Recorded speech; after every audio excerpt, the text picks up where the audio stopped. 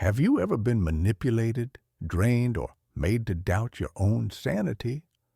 Have you been in a relationship, romantic, family, or even friendship, where the other person takes endlessly, offers little in return, and somehow convinces you that you're the problem? If you found yourself constantly justifying someone else's bad behavior, carrying the weight of their drama, or walking on eggshells to avoid another outburst, this message is for you. It's time to break free from the cycle of emotional abuse and manipulation.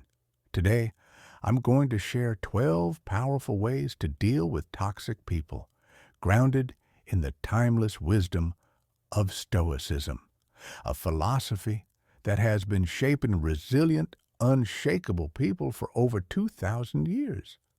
These lessons are not about becoming passive or turning a blind eye. They're about arming yourself with the mental and emotional tools to protect your peace and take back control of your life. Introduction. The Stoics lived in a world full of challenges, betrayal, politics, war, and human cruelty, yet they understood something most of us still struggle with.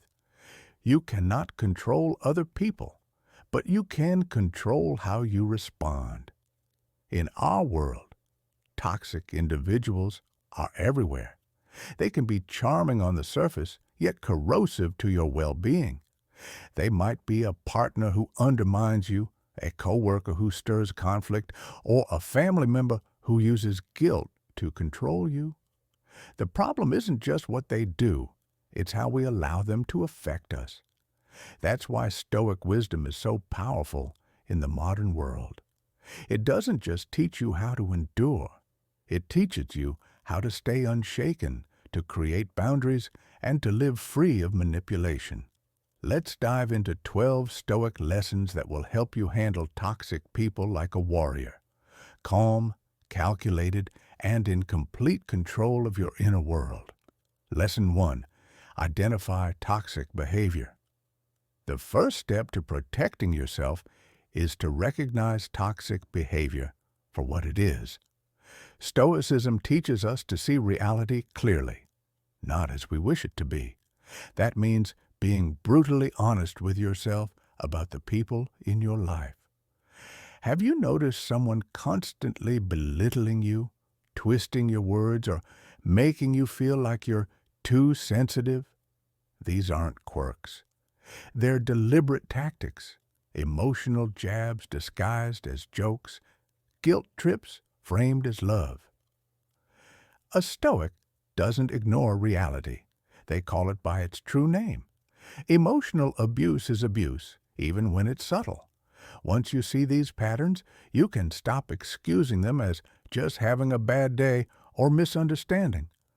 Marcus Aurelius wrote that the obstacle is the way, and in this case, the obstacle is seeing through the mask. Remember this: healthy relationships don't require you to constantly defend someone's behavior to yourself or others. If you feel like you're always making excuses for them, it's a sign. Naming the behavior is the first act of reclaiming your power. Lesson 2. Understand it's not personal. Toxic people will make you feel like you're the source of every problem. But Stoicism teaches that other people's behavior is a reflection of their inner world, not yours. If someone lashes out at you, it's because they're carrying their own frustrations, fears, and insecurities, and you happen to be the nearest target.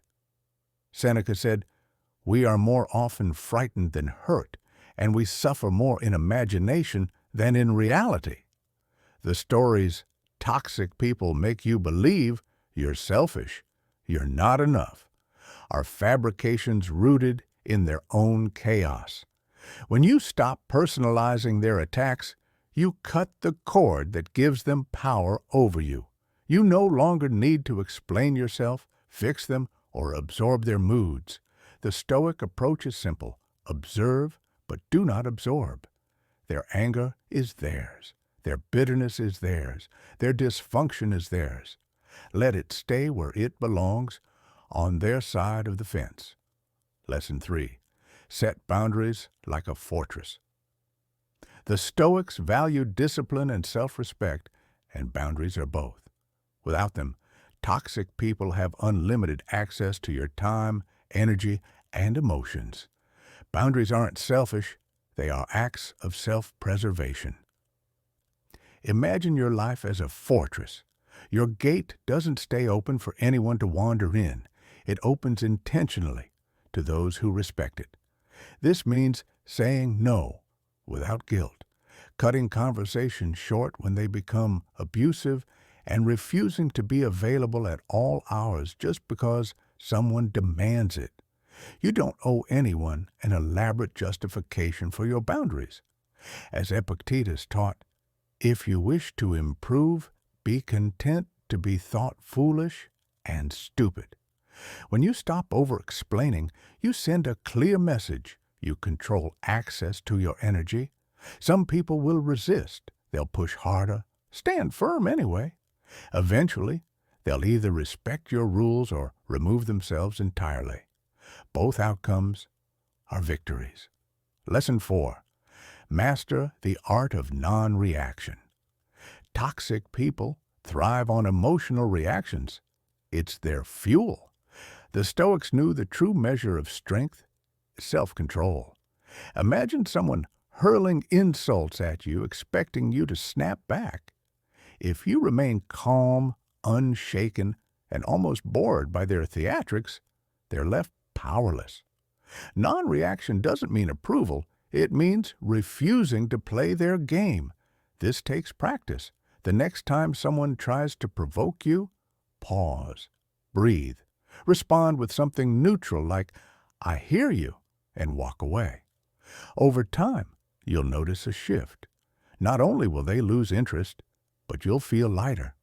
When you master your reactions, you master yourself. And that's a weapon no manipulator can take from you. Lesson 5. Use the gray rock method.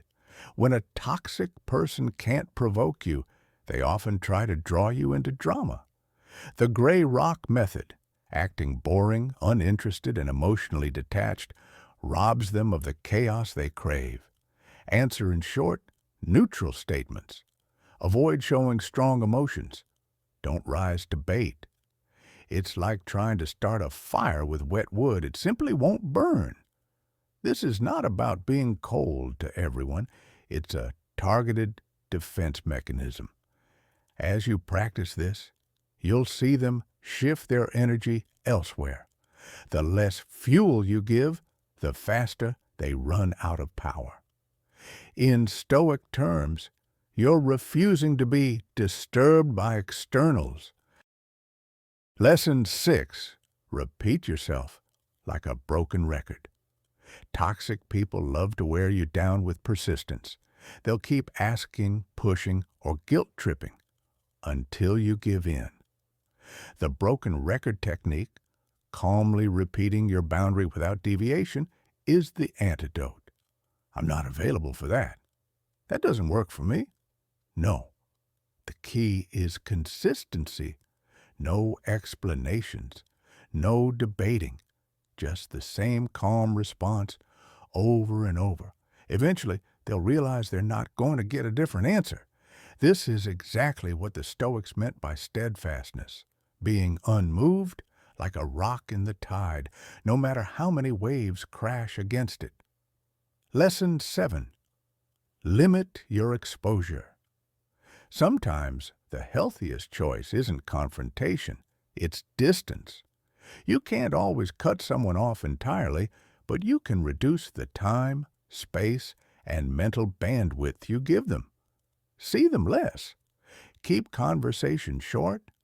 Avoid topics that give them a platform for toxicity. Seneca warned against spending time with people who corrupt your character. If you continually leave an interaction feeling drained, that's a signal. It's not cruelty. It's survival. You can still be civil while fiercely guarding your emotional space. Lesson 8. Build a support system. Toxic people often try to isolate you so their influence goes unchallenged. They may plant seeds of doubt about your friends, belittle your support network, or create drama to pull you away from healthy connections. The Stoic answer? Strengthen your circle. Surround yourself with people who uplift you, respect your boundaries, and tell you the truth without tearing you down. A strong support system is like an emotional shield. When you're anchored by people who care, toxic individuals can't pull you so easily into their storm. Lesson 9. Prioritize self-care. In Stoicism, caring for your mind and body isn't indulgence, it's duty. You can't fight external battles if you're internally depleted. Toxic relationships sap your energy, so you must actively refill it. This might mean solitude, journaling, exercise, meditation, or time in nature, anything that restores you. Most importantly, self-care is about permission. The permission to rest, to say no, to put your well-being above someone else's chaos. When you're emotionally nourished, toxic people lose their leverage. Lesson 10. Accept that you cannot fix them. One of the most liberating Stoic realizations is this: you cannot save someone who doesn't want to be saved. Your love, effort, or patience cannot rewire a person committed to their toxic ways. The more you try to help them, the deeper you get pulled into their dysfunction. Instead, focus on what you can control: your own boundaries, your reactions, your peace. Let them own their problems while you reclaim your life. Lesson 11. Reframe their behavior. Toxic people often twist reality until you question your own. Cognitive reframing, a Stoic skill, allows you to see their behavior as a projection of their own insecurities, not a reflection of your worth. When they criticize, instead of thinking, "I've failed," think, "They're revealing their own fears." This mental shift changes the dynamic instantly. You're no longer a victim of their narrative. You're an observer, watching their patterns without absorbing the poison. Lesson 12. Walk away when necessary. The hardest, most courageous Stoic act is sometimes to leave. You may care for them. You may have years of history, but if someone continually violates your boundaries, drains your energy, and refuses to change, the Stoic choice is clear. Withdraw to protect your soul. Walking away isn't weakness. It's self-respect in action. You can't heal in the same environment that's making you sick. Choose peace, even if it means closing a chapter for good. Your future self will thank you. Conclusion. Dealing with toxic people will test your patience, your strength, and your self-worth. But through Stoicism, you can rise above manipulation, drama, and emotional warfare. Identify the behavior. Refuse to take it personally.